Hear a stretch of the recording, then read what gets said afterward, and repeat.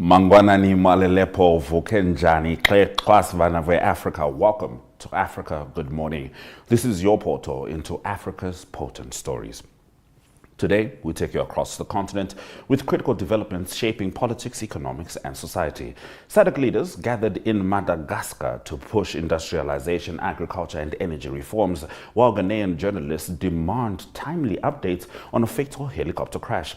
Mali arrests a French national and officers over an alleged coup plot, and Guinea-Bissau faces diplomatic scrutiny after journalist expulsions. 9 African nations restrict ChatGPT amid the growing AI debate. In Zambia, we track economic growth, legislative proposals, family appeals, and sports setbacks. Reports by our correspondent Mike Sichula will bring you in-depth coverage of Zambia. Watch us on DSTV 285, GOTV 25, 1up2.com, Network Media Hub, and NTV Africa on YouTube. My name is Ashwin Berry. Top stories shortly.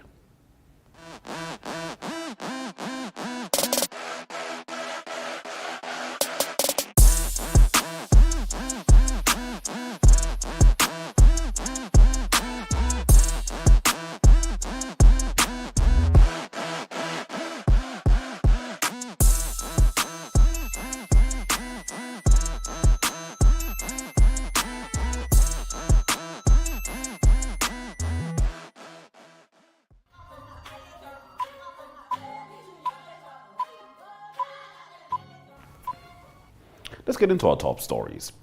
The 45th Ordinary Summit of the Southern African Development Community convened on August 17 at the Ivato Conference Center in Antananarivo, Madagascar, under the theme Advancing Industrialization, Agricultural Transformation, and Energy Transition for Resilient SADC. Madagascar's President Andry Rajoelina assumed the SADC chairmanship from Zimbabwe's President Emmerson Mnangagwa, signaling a renewed focus on regional cohesion.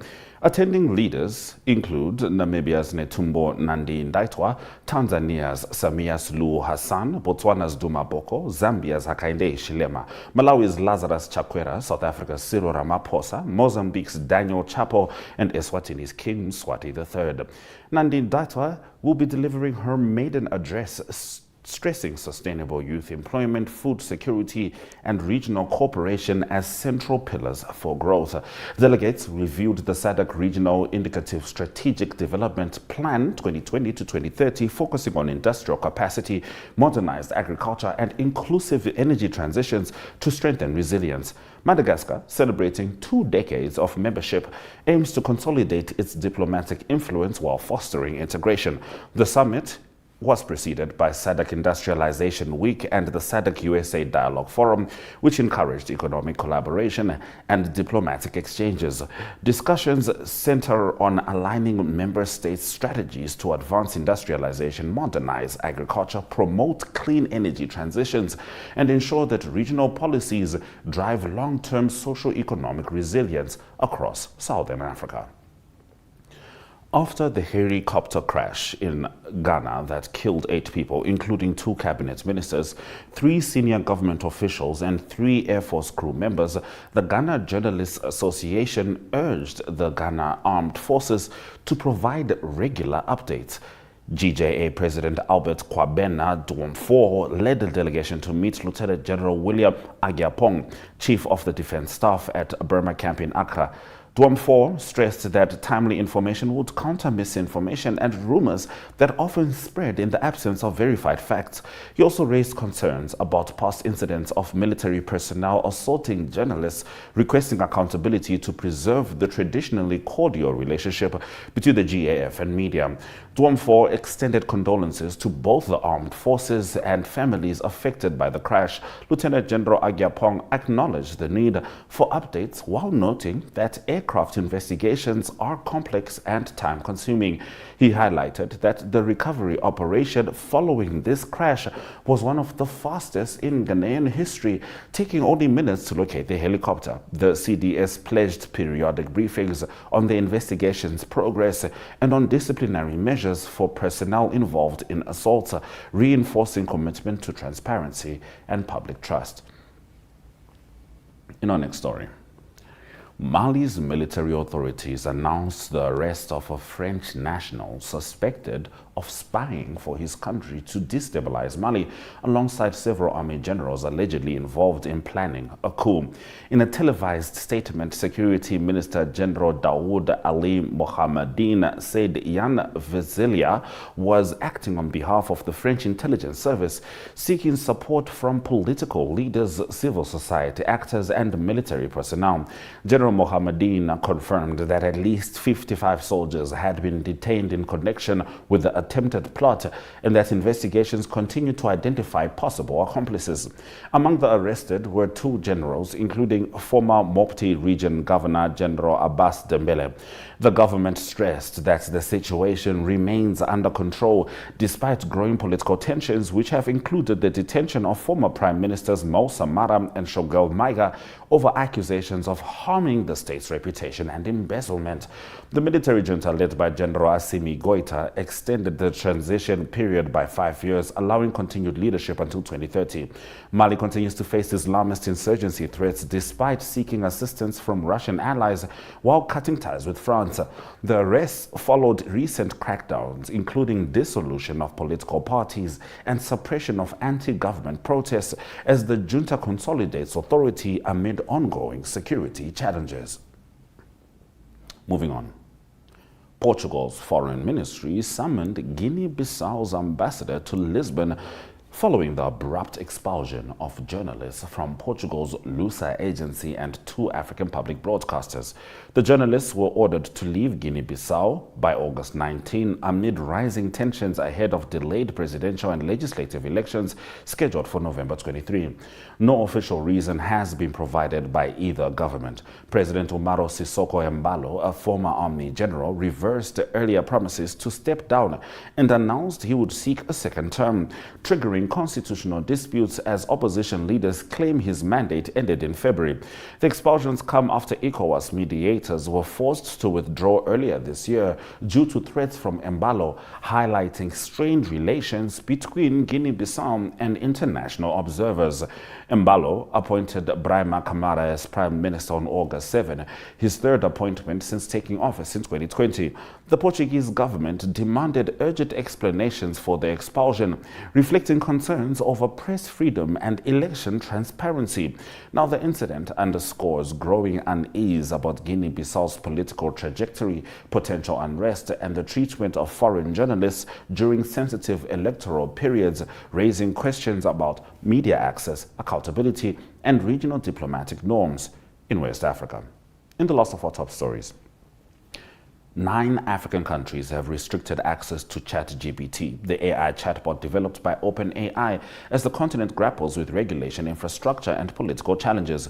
A July 2025 Sabi News report highlighted that Eritrea, Libya, Eswatini, Burundi, South Sudan, Central African Republic, Chad, and the Democratic Republic of Congo have imposed partial or full bans. Restrictions stem from limited internet infrastructure, political instability, weak digital regulation, sanctions, and small market size, preventing widespread AI adoption. The African Union has endorsed an AI strategy promoting Africa-owned innovation while safeguarding against risks.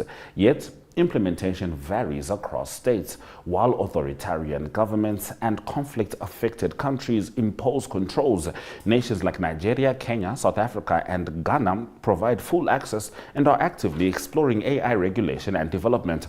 Bans reflect broader concerns about cybersecurity, governance, and readiness for advanced AI technologies affecting public access, research, and education.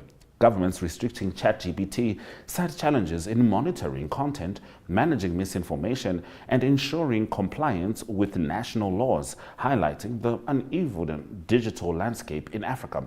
The debate continues over balancing innovation, public access, and regulatory oversight as AI increasingly influences education, industry, and governance on the continent.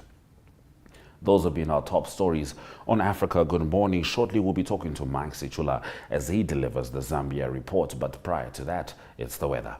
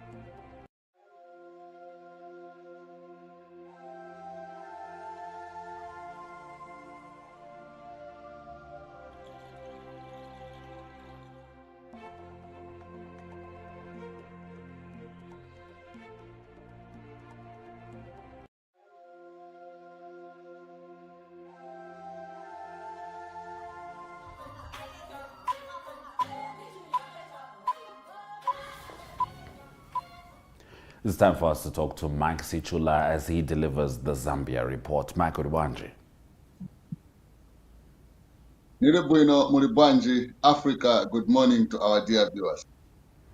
Africa, good morning indeed, Mike. Now, Zambia's economy is projected to grow over 6% in 2025. Yes, this news has been confirmed by Bloomberg, saying that this will be expected to be achieved during the course of this year. So what this means is that the projection has been driven by strong performances in the agriculture and mining sectors that are key to Zambia's development. However, despite this economic growth, ordinary citizens still undergo a period where they have to bear the high cost of living, and there's too much electricity load shedding. As we speak now, Zambia is in stage 10 of electricity load shedding, where citizens, especially residential areas, are going without electricity for 19 hours per day. Then at household level, it is looking like nothing much of this projection is going to be exciting a number of citizens. So overall, while economic projection holds promise, it impacts on citizens will depend on factors such as job creation once this projection is attained, and also income growth at household level, and also government's resolve to address the high cost of living that has not been managed by the current administration, considering that they promised ahead of the 2021 general elections that the cost of living was going to reduce. But with these projections, President Nandi-Ndaitwah, for instance, when this news was announced, he went on social media saying that this is because of the economic policies his administration has undertaken in the last 4 years, such that going into the next cycle of 5 years, Zambia should expect an economy that will have been stabilized and also improve the well-being of citizens. All right, Mike. Now, the Lungu family, as expected, is appealing the Pretoria court ruling, which essentially stated that the late Edgar Lungu's body should be taken back to Zambia to be buried at Embassy Park, along with other former presidents. Yes, this matter looked like it's going to come to a closure. The Praetorian court looked of government that ECL's remains should be repatriated to Zambia. However, on Friday last week, there was an indication by a new lawyer that has been engaged by the Lungu family that the two parties were discussing.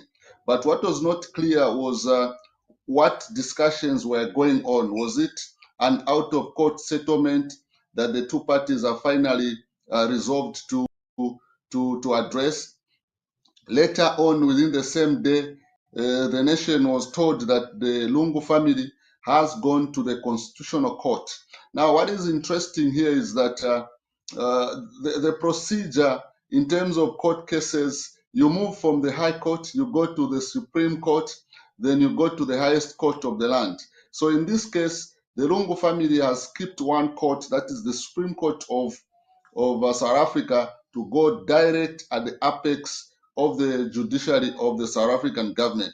That is what is interesting in this case.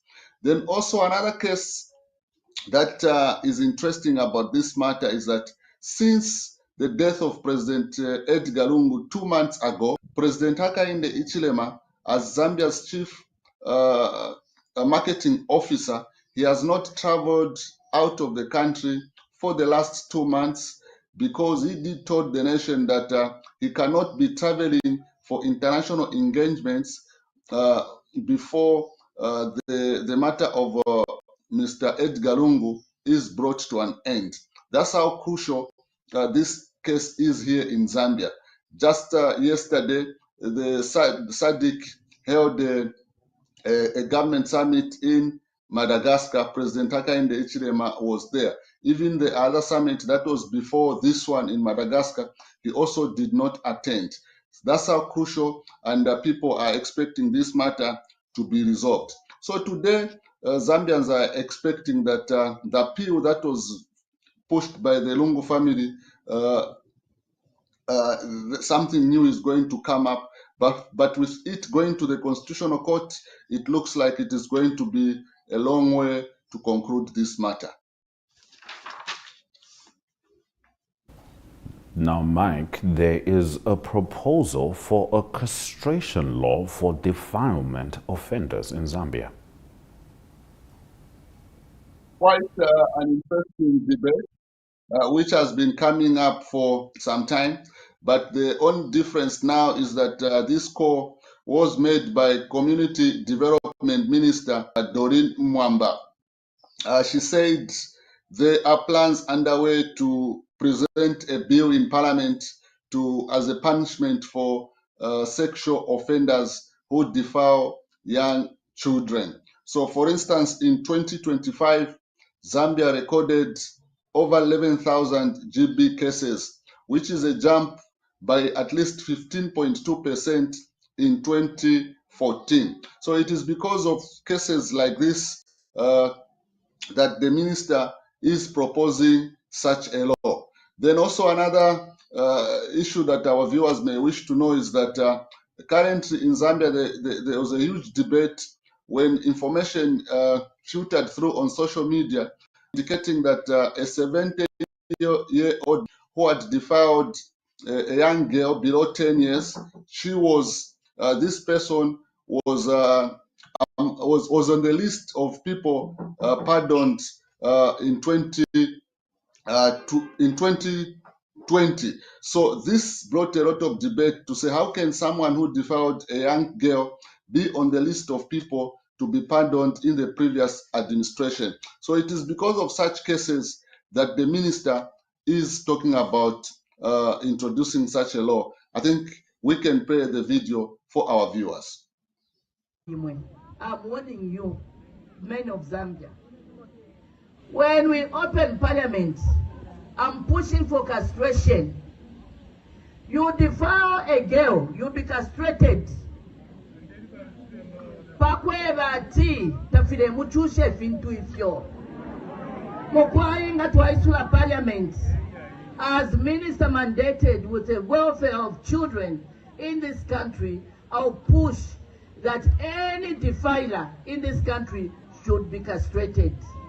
In Kabika ilo mu parliament, iya kweba ati, imo mwewa umenga walala nakaiche, kuku putule fintu chafile kushupa.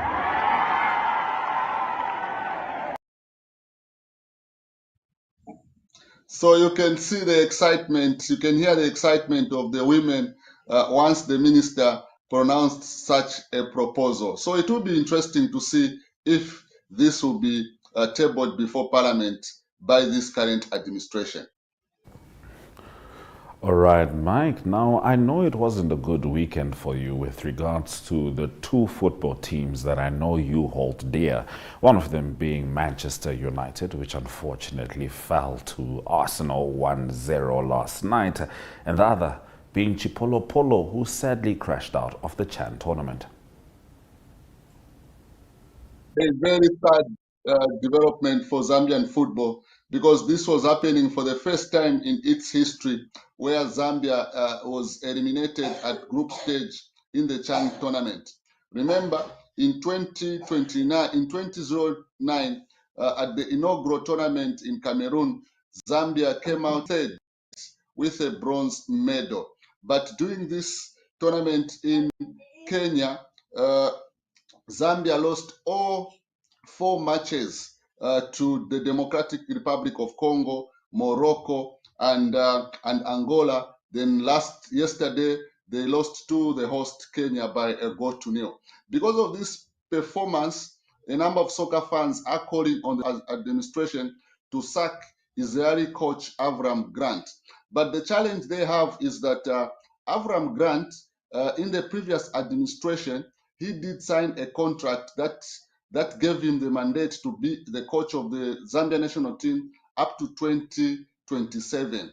The clause in that contract was that if he qualifies the senior national team to the to the next Africa Cup of Nations, then his contract will be extended. So this current administration, they have a tricky situation to terminate his contract that runs up on the background that the previous administration did sack a foreign coach who went to FIFA, and the Football Association of Zambia is paying heavily for that termination of the contract.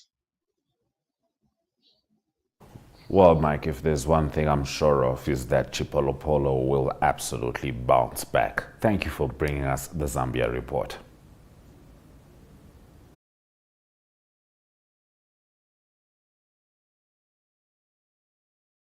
So we are going to play the last match of the league against Arsenal. Who knows?